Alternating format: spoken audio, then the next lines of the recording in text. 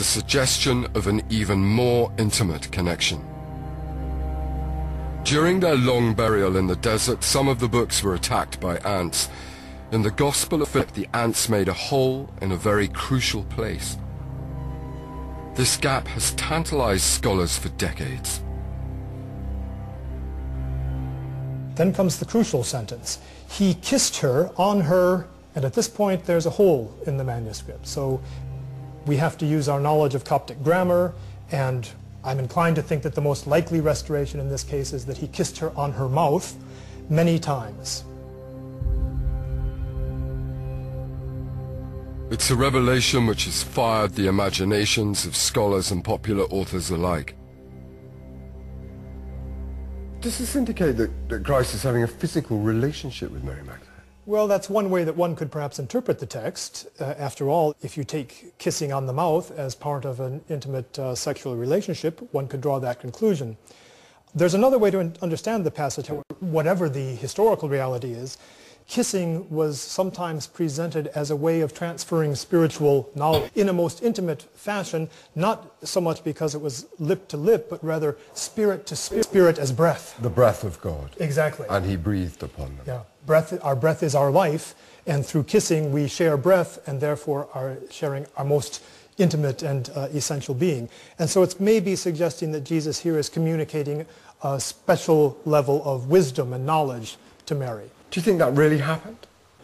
I think we can't possibly know whether Jesus ever kissed Mary, but I would say in the context of a movement like that with a very tight inner circle of disciples and a highly revered charismatic teacher, that it's not completely out of the question that there would have been demonstrations of fondness through physical contact. I wouldn't exclude it as a possibility. Any suggestion of a sexual relationship between Mary Magdalene and Jesus is something the Church has always frowned upon. And yet for me the idea really isn't so shocking. Why shouldn't Jesus have had an intimate relationship with a woman?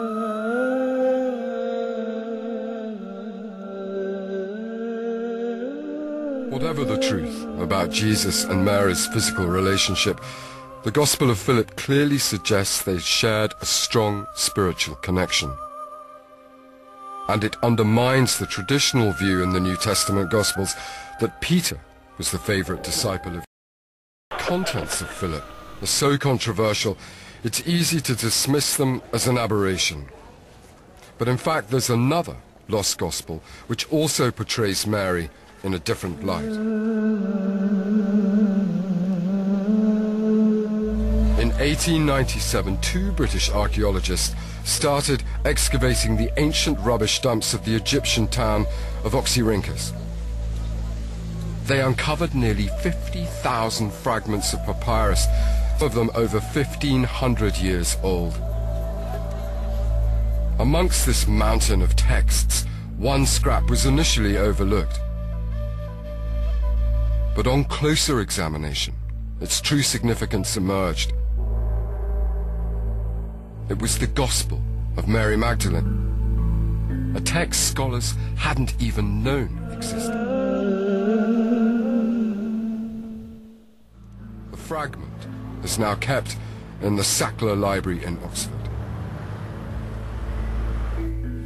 I went to meet papyrologist Dr. Nicholas Gonis, who's responsible for its conservation. Look at that. Where's our one? Ours is, it's this one. Ah, right. That's... The papyri came to Oxford in boxes, and this fragment languished in a box for 70 or more years. It was in a box. Did they not think it was important? No, it looks very ordinary.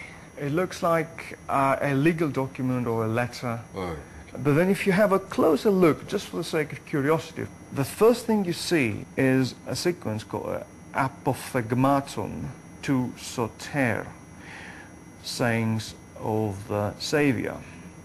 And then the very next line, you pretty clearly make out the name Mariame, which is the Hellenized version of Mary. So it is pretty clear that you're dealing with a religious narrative, actually something about the sayings of Jesus, so which gets your imagination rolling. And then once you study it further, then you can identify it as of the Gospel of Mary.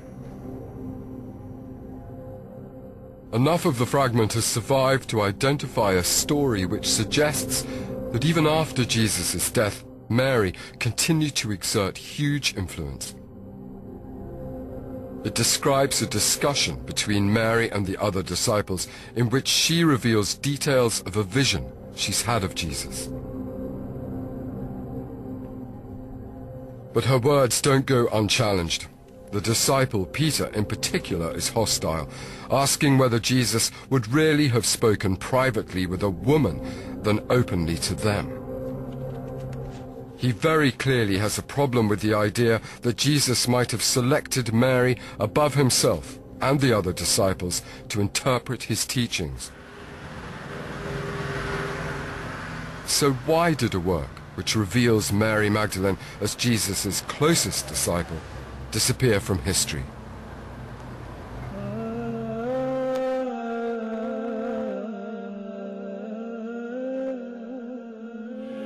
St. Peter's, the center of the Catholic faith. The basilica is named after the disciple who in the New Testament Gospels Jesus is said to have called his rock, and to whom he entrusted the leadership of his church. Peter is the man the Catholics consider to have been the first pope. But what if his leadership hadn't been so clear-cut in the first century? What if there had been an opponent to his authority, and that opponent had been a woman? The Gospel of Mary suggests that that scenario is not as far-fetched as it sounds. According to this Gospel, it wasn't Peter to whom Jesus entrusted his innermost thoughts, but Mary, both before and after his death. The Gospels of Philip and Mary rather scandalously imply that it wasn't Peter who should have been the first pope, but Mary Magdalene. For the male hierarchy of the Church, it's easy to see how such writings posed a threat. These texts risked undermining the very foundations of their claims to leadership. But can they possibly be true? Well, here in Rome, lurking under the surface of the city, there's very tangible evidence revealing that certainly, in the early centuries of the fledgling church, women were more influential than is traditionally believed.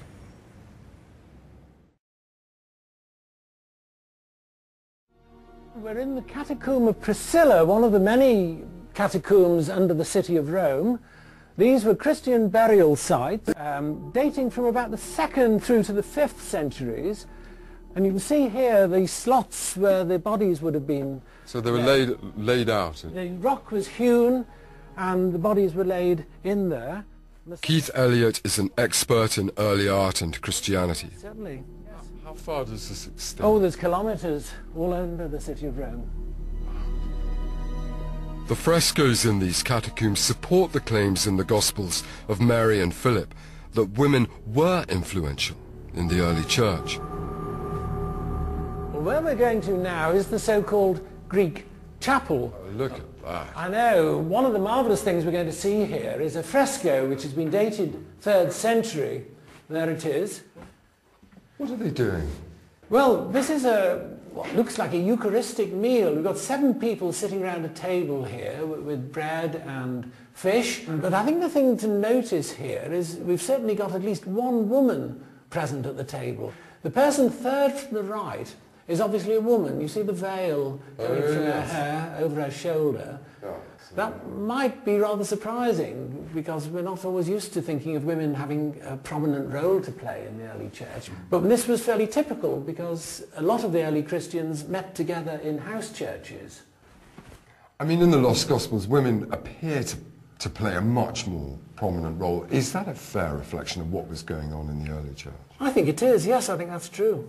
And the interesting thing is, looking at these pictures down here, is to remind ourselves that they were being painted about the same time as those Gospels were being written. So we've got pictures and we've got Gospels, both of which are emphasising the more dominant role of women in the early church. Right.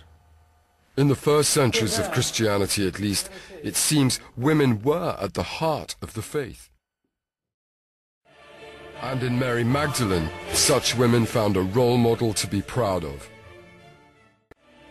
There's no way of knowing whether the Gospels of Philip and Mary really are a true representation of Jesus' life. But they may reflect a second-century power struggle between men and women over the leadership of the church. A battle of the sexes. The Mary Magdalene of these Gospels might not be entirely historically accurate, but what she represents is Christian communities where female leadership was a matter of importance, communities where women played a prominent role. And they also suggest that male leadership within the church was not a foregone conclusion. The debate was very much alive. Through the Gospels of Mary, Philip, and Thomas, I've glimpsed battles between long-forgotten groups of Christians, sects who were divided over the right way to immortality, and who fought about the position women should hold. Their Gospels reveal ideas and doctrines far removed from those we understand as Christian today. But there's one issue in particular which dominates a great number of the lost Gospels. It's not about the hierarchy of the church or the path to salvation. It's about the very nature of Christ himself.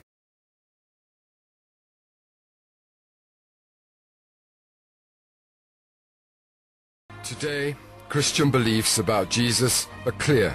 He was simultaneously human and divine. It's a revolutionary idea, but we can easily forget that it's one which only emerged after 3 centuries of bitter debate.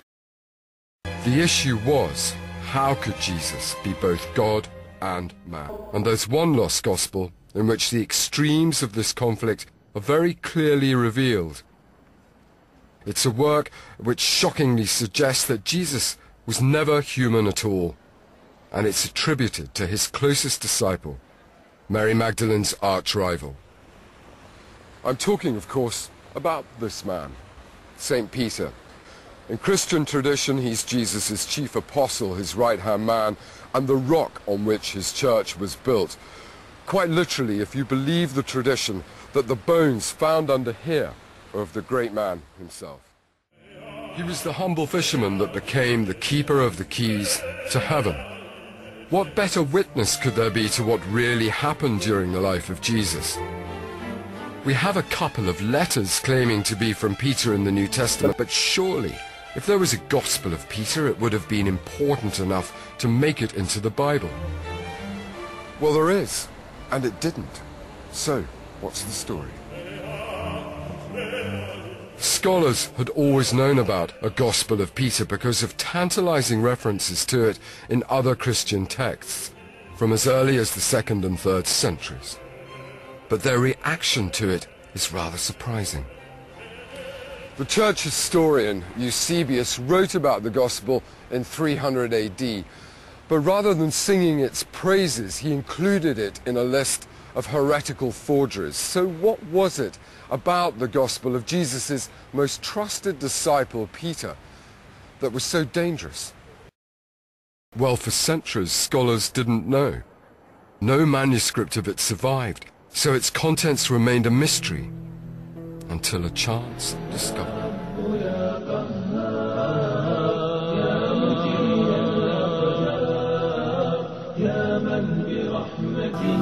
The year is 1886, and a team from the French archaeological mission are excavating the grave of a monk in the mysterious town of Akhmim on the east bank of the Upper Nile.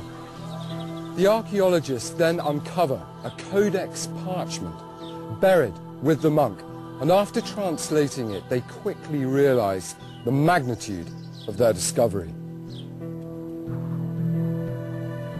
A portion of the Gospel according to Peter had been restored to the Christian community after having been lost for centuries.